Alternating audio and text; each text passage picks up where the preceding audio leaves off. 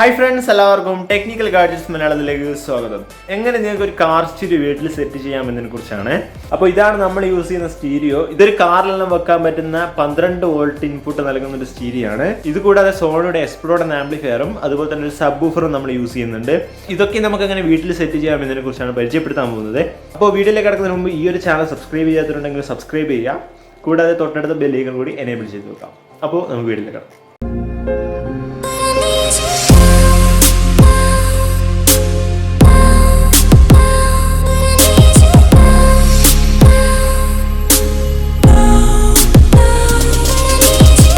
അപ്പോൾ ഇതാണ് നമ്മൾ യൂസ് ചെയ്യാൻ പോകുന്ന സബ്വൂഫർ.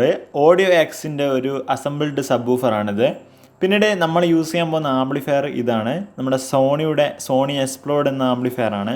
ഇവിടെ നമുക്ക് 350 വാട്ട്സ് എന്ന് എഴുതിയിട്ടുണ്ട്. അപ്പോൾ ഇത് 2 ചാനൽ ഔട്ട്പുട്ട് നൽകുന്ന ഒരു ആംപ്ലിഫയറാണ്. ഈ ഒരു ആംപ്ലിഫയറിൻ്റെ ഈ ഭാഗത്തായിട്ട് നിങ്ങൾക്ക് കാണാം ഇതിൻ്റെ കണക്ഷൻസ് ഒക്കെ കൊടുക്കേണ്ടത് ഈ ഒരു ഭാഗത്താണ്. അപ്പോൾ ഇവിടെ നമുക്ക് ഇതിൻ്റെ കണക്ഷൻ സോഴ്സും ഇൻപുട്ടും ഔട്ട്പുട്ടൊക്കെ എല്ലാം കൊടുക്കാനുള്ള സ്ഥലമാണ്. അപ്പോൾ ഫസ്റ്റ് ആയിട്ട് നമ്മൾ നോക്കാൻ പോകുന്നത് ഇവിടെ പവർ ഇൻപുട്ട് നൽകേണ്ടത്.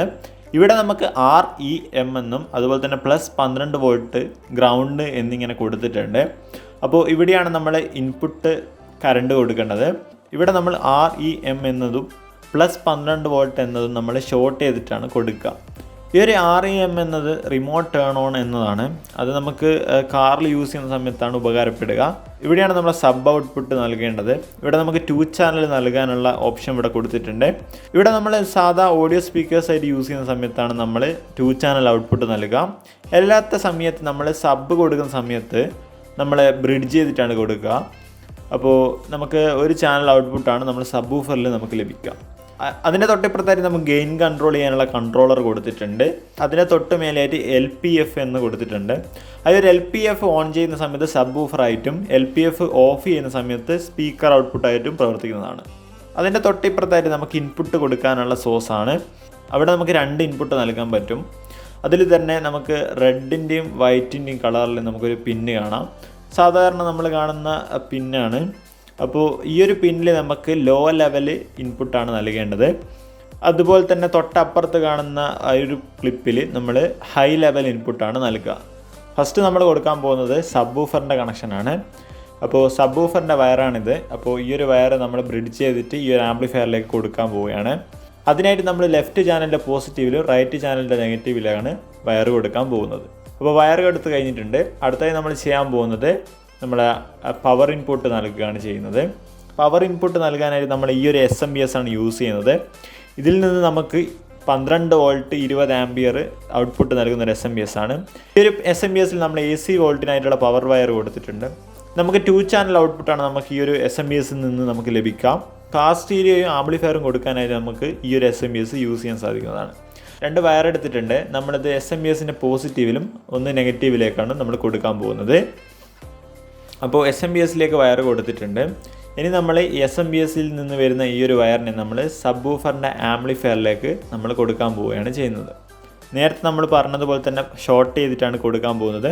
അതിനായിട്ട് നമ്മൾ ചെറിയൊരു വയറിൻ്റെ കഷ്ണം എടുത്തിട്ടുണ്ട്. ഇനി നമുക്ക് ഈ ഒരു വയർ ഉപയോഗിച്ച് നമുക്ക് ഷോർട്ട് ചെയ്യാം. അപ്പോൾ നമ്മൾ REM എന്നതിന് നമ്മൾ സ്ക്രൂ ചെയ്ത് വെച്ചിട്ടുണ്ട് ഈ ഒരു വയർ.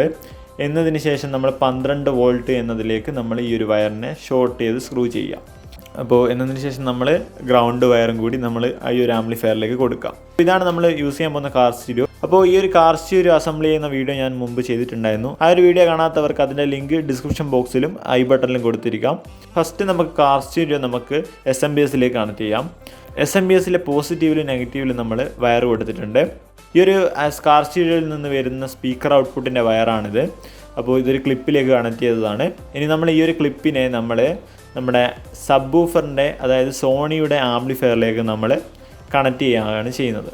അപ്പോൾ നമ്മുടെ പരിപാടിയൊക്കെ കഴിഞ്ഞിട്ടുണ്ട്. സിമ്പിളായിട്ട് നമ്മൾ എല്ലാ കണക്ഷൻസും കൊടുത്തിട്ടുണ്ട്. അടുത്തായി നമുക്കിത് വർക്ക് ചെയ്യിക്കാം. അതിനായിട്ട് നമ്മൾ SMPSൻ്റെ വയർ നമ്മൾ പ്ലഗ് ഇൻ ചെയ്തിട്ടുണ്ട്. എന്നിട്ട് നമുക്ക് ഇതൊന്ന് വർക്ക് ചെയ്യിക്കാം.